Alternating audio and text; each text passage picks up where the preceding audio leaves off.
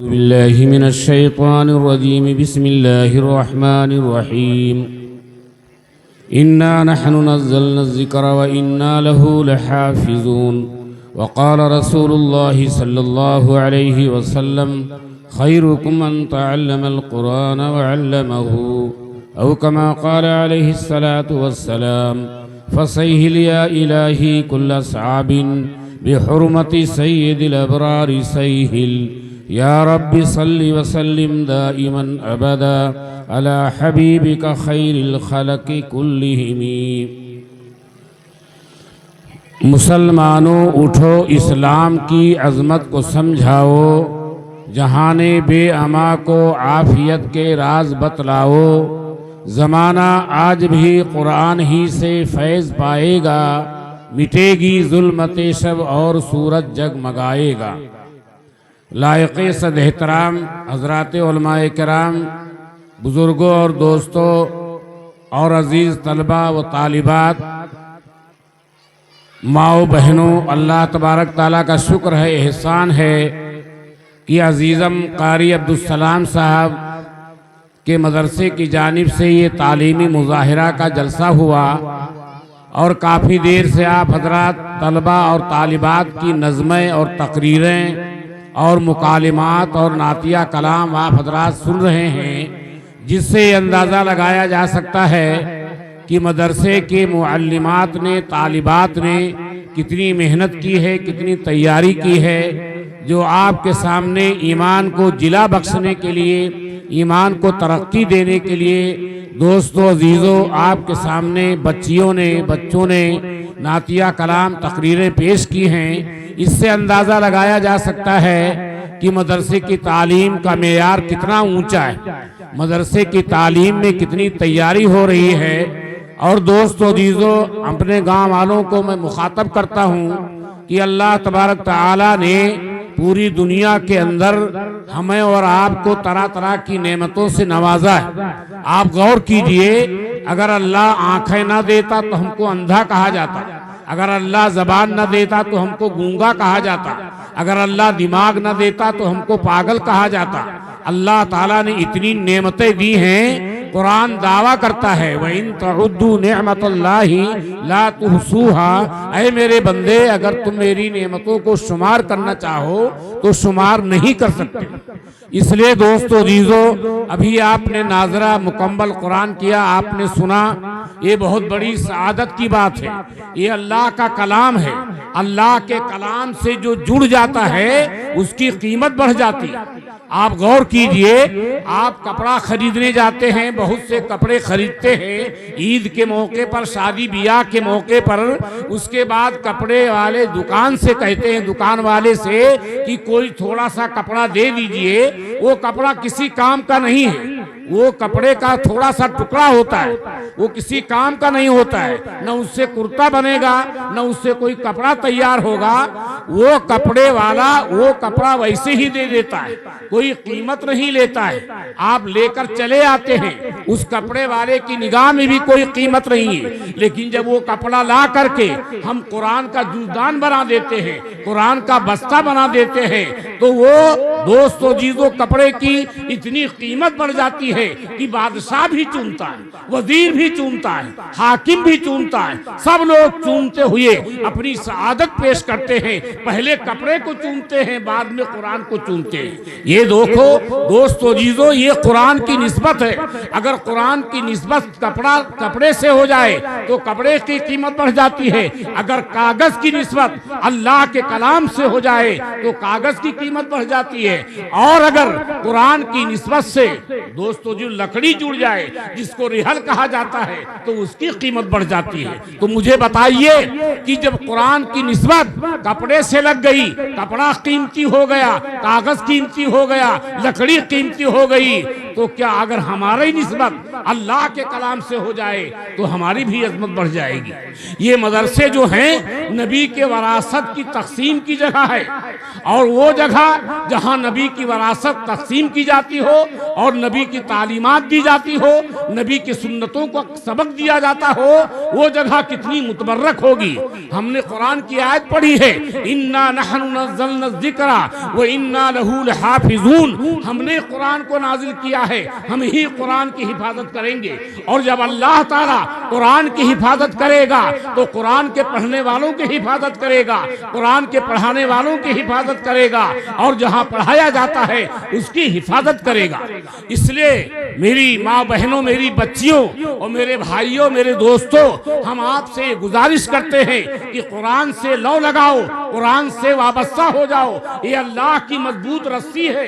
قرآن کہتا ہے وَاعْتَصِمُوا بِحَبْلِ اللَّهِ جَمِيعًا وَلَا تَفَرَّقُوا، اے لوگو اللہ کی رسی کو مضبوطی سے پکڑ لو۔ اللہ کی رسی کیا ہے؟ یہ اللہ کا کلام ہے۔ آقا فرماتے ہیں یہ اللہ کی وہ رسی ہے جس کا ایک سرا اللہ کے پاس ہے اور ایک سرا تمہارے پاس ہے، جو قرآن سے جڑ جائے گا اللہ کا قرب حاصل ہو جائے گا۔ آپ غور کیجئے کہ علامہ ابن سیرین کا جب انتقال ہونے لگا تو ان کی ہمشیرہ، ان کی بہن رونے لگی۔ انہوں نے کہا کیوں روتی ہو؟ کہا آپ کی جدائی پر روتی ہوں۔ کہا رو نہیں، 60 سال کی عمر میں نے اس گھر کے کونے میں 18,000 بار قرآن ختم کیا۔ 18,000۔ آج موبائل کی دنیا ہے، لوگ موبائل دیکھتے ہیں، موبائل پر پوری رات گزر جاتی ہے، لیکن قرآن پڑھنے کی نوبت نہیں آتی۔ آپ غور کیجئے، فاطمہ رضی اللہ تعالیٰ عنہا جو آقا کی چشم و چراغ ہیں، آقا کی چہیتی بیٹی ہیں، لاڈلی بیٹی ہیں، وہ سردی کی راتوں میں جب رات بڑی ہوتی ہے، عشاء کے بعد 2 رکعت کی نیت باندھتی تھی اور پوری رات میں قرآن ختم ہو جاتا تھا۔ جب صبح صادق طلوع ہوتی تھی تو کہتی تھی اے اللہ آپ نے رات کو تھوڑی کر دیا، ہم نے 2 ہی رکعت پڑھی ہے۔ اور آج دوستو جیزو قرآن پڑھنے کی نوبت نہیں آتی ہے۔ ہمارے الماریوں میں، ہمارے گھروں میں، ہمارے طاق میں قرآن رکھا ہوا ہے، عورتیں گھر کی جھاڑو لگاتی ہیں، جالا صاف کرتی ہیں، لیکن قرآن کے صاف کرنے کی نوبت نہیں آتی۔ وہ کیسی عورتیں تھیں جو پوری رات قرآن پڑھا کرتی تھیں؟ میں آپ سے بتاؤں، ایک بادشاہ گزرا ہے، دوست محمد، اس نے اپنے لڑکے کو ایک فوج کے پاس بھیجا تھا دشمنوں سے لڑنے کے لیے۔ کچھ دیر کے بعد یہ خبر آئی کہ شہزادہ ہار رہا ہے، شہزادہ شکست کھا جائے گا، تو اس کی ماں نے کہا کہ میرا شہزادہ شکست نہیں کھائے گا۔ بادشاہ نے کہا خبریں آ رہی ہیں اور جو ہے شہزادہ شکست کھا رہا ہے، کہا میرا بیٹا شکست نہیں کھائے گا۔ کچھ دیر کے بعد خبر آئی کہ شہزادہ کامیاب ہو گیا اور کامیابی نے اس کے قدم کو چوما۔ جب شہزادہ کامیاب ہو کر کے آیا، لوگوں نے استقبال کیا، تو بادشاہ نے اپنی اہلیہ سے کہا، اپنی بیوی سے کہا جب تم وہاں گئی نہیں تھی اور جنگ کے موقع پر تم موجود نہیں تھی، تم یہ کیسے کہہ رہی تھی کہ میرا بیٹا جیت کے آئے گا، ہار کے نہیں آئے گا؟ تو ماں نے بڑا اونچا جواب دیا، اور ماں نے کہا کہ جب سے یہ بچہ میرے پیٹ میں نطفے کی شکل میں آیا ہے، اس وقت سے میں نے قرآن کی تلاوت کا ناغہ نہیں کیا ہے۔ اکل حلال کے علاوہ کوئی لقمہ ہم نے اپنے پیٹ میں نہیں داخل کیا ہے، اور ہر وقت اللہ کا ذکر کرتی رہی، دودھ پلاتی رہی باوضو ہو کر کے۔ تو میں نے سوچا تھا جس بچے کی پرورش اسلام کے، حدیث کے، قرآن کی روشنی میں ہوگی، وہ شکست نہیں کھائے گا، وہ کامیاب ہو کے آئے گا۔ میں یہ کہنا چاہتا ہوں، ایک باپ کا انتقال ہو رہا ہو، ایک ماں کا انتقال ہو رہا ہو، اس کے بچے انجینئر ہو، اس کے بچے ڈاکٹر ہو، اس کے بچے پروفیسر ہو، لیکن سب سے بڑی بات یہ ہے کہ جب اس کا انتقال ہو رہا ہو، اس کا بیٹا عالم ہو، اس کا بیٹا حافظ ہو، اس کا بیٹی حافظہ ہو، محدثہ ہو۔ اور دوستو جیزو، جس طرح سے اسلام کو ترقی مردوں نے دیا ہے، اسی طرح سے اسلام کو ترقی عورتوں نے دیا۔ حضرت اسماء رضی اللہ تعالیٰ عنہا چھوٹی بچی ہیں اور آقا غار ثور میں ہیں، ابو بکر صدیق رضی اللہ تعالیٰ عنہ غار ثور میں ہیں، اور اسما رضی اللہ تعالیٰ عنہا روزانہ کھانا لے کر جاتی ہیں. ایک دن واپس آ رہی تھی, ابو جہل مل گیا اور کہا اسما تم کہاں گئی تھی؟ کہا میں ابا کو اور آقا کو کھانا دینے گئی تھی. تو اس ابو جہل نے کہا پتہ بتا سکتی ہو؟ کہاں آقا ہے کہاں ابو بکر ہے؟ کہا پتہ نہیں بتاؤں گی. یہ نہیں ہو سکتا ہے کہ آقا کا پتہ بتا دوں. بہت دیر تک وہ کھڑا رہا تو ایک تماچا مارا اور اسما رضی اللہ تعالیٰ عنہا پتھر پر گر گئی اور خون نکلنے لگا, زخم ہو گیا. لیکن کہنے لگی اے ابو جہل میری جان حاضر ہے, تو میری جان لے سکتا ہے, لیکن یہ نہیں ہو سکتا کہ نبی کا پتہ بتا دو. یہ لڑکیوں کا ایمان تھا, یہ ان کا ایمان تھا, یہ ان کا ولولہ تھا. حضور پاک صلی اللہ علیہ وسلم کو جب جنگ احد میں زخم آئے اور آپ کا دانت مبارک شہید ہو گیا اور یہ افواہ اڑا دی گئی کہ آقا شہید کر دیے گئے, آقا شہید نہیں کیے گئے تھے, آقا زخمی ہو گئے تھے. تو ایک 70 سال کی بڈھی عورت ولولہ انگیز اعتبار سے پوری رات اس کو نیند نہیں آئی, بے قراری رہی کہ آقا شہید کر دیے گئے. جب وہ گھر سے چلی لاٹھی ٹیکتے ہوئے تو کسی نے کہا کہاں جا رہی ہو؟ کہا آقا کی خیریت معلوم کرنے جا رہی ہوں. تو کہنے والے نے کہا وہ تمہارا بیٹا شہید ہو گیا, وہ دیکھو لاش پڑی ہوئی ہے. بیٹے کے لاش کے پاس نہیں گئی, انا للہ پڑھی اور آگے چلی. آگے جب چلی تو کسی نے کہا کہاں جا رہی ہو؟ کہا آقا کی خیریت معلوم کرنے جا رہی ہوں. تو کہنے والے نے کہا وہ تمہارا بھائی پڑا ہوا ہے, شہید ہو چکا ہے, وہ لاش پڑی ہوئی ہے, تڑپ رہی ہے. انا للہ پڑھی اور آگے چلی. اور جب آگے چلی تو کسی نے کہا کہاں جا رہی ہو؟ کہا آقا کی خیریت معلوم کرنے جا رہی ہوں.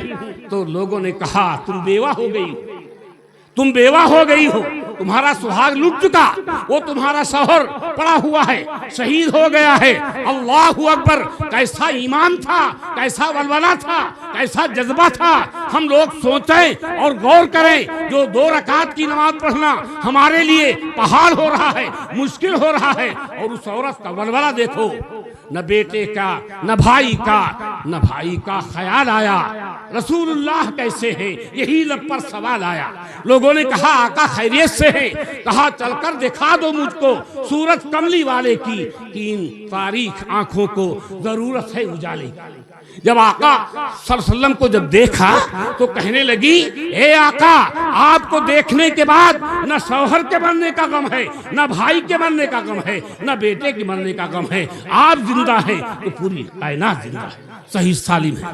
یہ عورتوں کا جذبہ تھا, ان کا ایمان تھا. دوستو عزیزو, عمر فاروق رضی اللہ تعالیٰ عنہ جو ایمان لائے وہ قرآن کا صدقہ ہے, اور ان کی بہن کا کردار ہے, فاطمہ کا کردار ہے. جب وہ چلے تھے تلوار لے کر کہ آقا کو قتل کر دیں گے, تو نئی مرد مسلم سے ملاقات ہوتی ہے.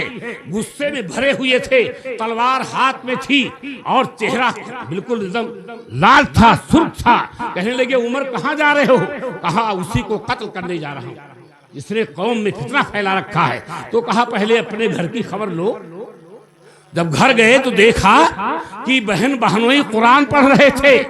خباب رضی اللہ تعالیٰ عنہ سے قرآن پڑھ رہے تھے.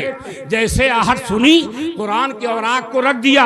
عمر اندر آئے اور کہا کیا فاطمہ تم بھی ایمان لا چکی ہو؟ اور اپنے بہنوئی سے کہا تم بھی ایمان لا چکے ہو؟ بہنوئی نے کہا ہاں ایمان لا چکا ہوں. بس بہنوئی کو مارنا شروع کیا. جب دیکھا بہن نے کہ شوہر کو مارا جا رہا ہے, شوہر کو بچانے کے لیے فاطمہ آگے بڑھی, تو بہنوئی کو چھوڑ دیا اور اپنے بہن کو مارنے لگے. جب خون نکلنے لگا تو فاطمہ نے کہا عمر جس ماں کا دودھ تو نے پیا ہے اسی ماں کا دودھ میں نے پیا ہے. اگر تو کفر پر ڈٹا ہوا ہے تو میں ایمان پر ڈٹی ہوں. تو مجھے ذبح کر دے, میری بوٹیاں کتوں سے نچوا لے, لیکن ایمان نہیں جا سکتا. یہ ہمارا ایمان ہونا چاہیے, یہ ہمارا ولولہ ہونا چاہیے. یہ مدرسے نبی کے وراثت کی تقسیم کی جگہ ہیں. میں آپ کو روایت بتاؤں, ابو ہریرہ رضی اللہ تعالیٰ عنہ مدینے کے بازار میں گئے. لوگ اپنی دکانوں پہ بیٹھے ہوئے تھے. فرمایا کہ تم اپنی دکانوں پر بیٹھے ہو, آقا کی وراثت مسجد میں تقسیم ہو رہی ہے. تو لوگوں نے سمجھا کوئی جبہ تقسیم ہو رہا ہوگا، کوئی کپڑا تقسیم ہو رہا ہوگا، کوئی چادر کا ٹکڑا تقسیم ہو رہا ہوگا، لیکن وہاں کچھ نہیں، وہاں علم کا حلقہ لگا ہوا تھا، لوگ سیکھ رہے تھے، قرآن پڑھ رہے تھے، ذکر کر رہے تھے۔ جب لوگ واپس آئے تو کہا ابو ہریرہ یہ کیا غضب ہے، تم کہہ رہے تھے نبی کی وراثت تقسیم ہو رہی ہے، وہاں نہ جبہ تقسیم ہو رہا ہے نہ چادر تقسیم ہو رہی ہے۔ کہا تم اپنے کو نبی جیسا سمجھتے ہو؟ جب تم میں کوئی مرتا ہے تو جائیداد چھوڑ کے جاتا ہے، مال چھوڑ کے جاتا ہے، دولت چھوڑ کے جاتا ہے، اور جب نبی دنیا سے جاتا ہے تو علم کو چھوڑ کے جاتا ہے، وہاں علم تقسیم ہو رہا ہے۔ اس لیے دوستو عزیزو، میں نے حدیث پڑھی ہے، خیرکم من تعلم القرآن وعلمہ، تم میں بہتر وہ ہے جو قرآن سیکھے اور سکھائے۔ تو وہ جگہ بہتر ہے جہاں قرآن پڑھا جائے، وہ آدمی بہتر ہے جو قرآن پڑھا رہا ہو، وہ بچے بہتر ہیں جو قرآن پڑھ رہے ہوں۔ ایک امام عاصم ہے جو مسجد نبوی میں 70 سال تک امام رہے اور 70 سال تک قرآن پڑھاتے رہے، ان کے منہ سے خوشبو آتی تھی۔ لوگ کہتے تھے حضرت کون سا خوشبو استعمال کرتے ہیں، کیا مسالہ استعمال کرتے ہیں، آپ کے منہ سے خوشبو آتی رہتی ہے۔ تو امام عاصم رحمت اللہ علیہ نے فرمایا کوئی خوشبو نہیں استعمال کرتا ہوں، البتہ یہ بات ضرور ہے میں روزانہ قرآن اچھی آواز سے پڑھتا ہوں۔ ایک دن قرآن پڑھ کر کے میں سو گیا، آقا کی خواب میں زیارت ہوئی اور آقا علیہ السلام نے فرمایا عاصم تم قرآن کو بڑے اچھے انداز میں پڑھتے ہو، لا تمہارے منہ کا بوسہ دے دوں۔ جس دن سے آقا نے منہ کا بوسہ دیا ہے اسی دن سے خوشبو آ رہی ہے۔ اس لیے دوستو عزیزو، مدرسے کے اساتذہ کی قدر کرو، ان کا اکرام کرو، ان کا اکرام کرنا اللہ کا اکرام ہے، نبی کا اکرام ہے، اس لیے کہ وہ اللہ کا کلام پڑھتے ہیں، بار بار اللہ کے کلام کو پڑھتے ہیں، کلام کو پڑھایا جاتا ہے۔ اور اللہ کا شکر ہے پہلے ہمارے گاؤں کے اندر طلبہ طالبات کے پڑھائی کا تعلیم کا معقول انتظام نہیں تھا، اللہ کا شکر ہے معقول انتظام ہو گیا۔ میں دل کی گہرائی سے دعا گو ہوں قاری عبدالسلام کے لیے اور ان کے معلمات کے لیے اور طالبات کے لیے۔ اگر عورتوں کے اندر، بچیوں کے اندر دین آ جائے، تقوی آ جائے، نبی کی محبت آ جائے، نبی کی تعلیمات آ جائے، تو دوستو عزیزو ہر گھر جنت کا گہوارہ بن سکتا ہے، ہر گھر میں روشنی آ سکتی ہے، نورانیت آ سکتی ہے۔ اس لیے دوستو عزیزو ہماری آپ سب سے گزارش ہے، ماؤں بہنوں سے، بھائیوں سے، کہ مدرسے کی قدر کرو۔ مسجد اللہ کا گھر ہے، مدرسہ رسول اللہ کا گھر ہے۔ ہم دعا کرتے ہیں کہ اللہ تعالیٰ انہوں کو مزید توفیق عنایت فرمائے۔ سب کچھ جو ہو رہا ہے وہ اللہ کے توفیق سے ہو رہا ہے۔ آپ حضرات نے اپنی آنکھوں سے دیکھا ہے بچیوں نے کس طرح نعت پڑھی ہے، تقریر کی ہے، آپ خود ہی اندازہ لگا سکتے ہیں۔ حقیقت خود کو منوا لیتی ہے، مانی نہیں جاتی۔ اللہ ہمیں اور آپ سب کو عمل کی توفیق عطا فرمائے اور اس جلسے کو بے حد قبول فرمائے اور اس کے اثرات کو دور تک، دراز تک پہنچائے۔